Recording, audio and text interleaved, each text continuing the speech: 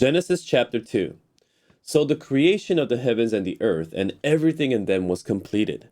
On the seventh day, God had finished his work of creation, so he rested from all his work. And God blessed the seventh day and declared it holy, because it was the day when he rested from all his work of creation. This is the account of the creation of the heavens and the earth. The man and woman in Eden.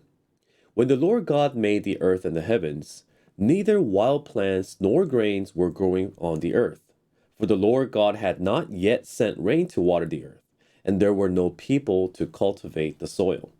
Instead, springs came up from the ground and watered all the land. Then the Lord God formed the man from the dust of the ground. He breathed the breath of life into the man's nostrils, and the man became a living person. Then the Lord God planted a garden in Eden in the east, and there he placed the man he had made. The Lord God made all sorts of trees grow up from the ground, trees that were beautiful and that produced delicious fruit. In the middle of the garden, he placed the tree of life and the tree of the knowledge of good and evil. A river flowed from the land of Eden, watering the garden and then dividing into four branches. The first branch, called the Pishon, flowed around the entire land of Havilah, where gold is found. The gold of that land is exceptionally pure. Aromatic resin and onyx stone are also found there.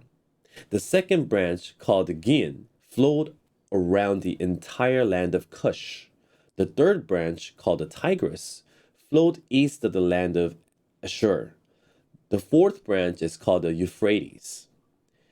The Lord God placed the man in the Garden of Eden to tend and watch over it.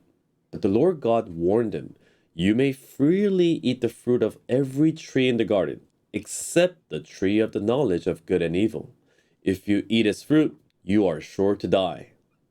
Then the Lord God said, "It is not good for the man to be alone. I will make a helper who is just right for him." So the Lord God formed from the ground all the wild animals and all the birds of the sky.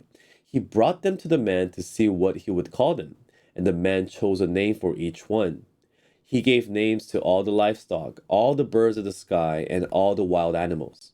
But still, there was no helper just right for him. So the Lord God caused the man to fall into a deep sleep. While the man slept, the Lord God took out one of the man's ribs and closed up the opening. Then the Lord God made a woman from the rib, and he brought her to the man. "At last," the man exclaimed. "This one is bone from my bone and flesh from my flesh.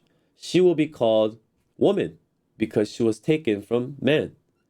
This explains why a man leaves his father and mother and is joined to his wife, and the two are united into one. Now, the man and his wife were both naked, but they felt no shame.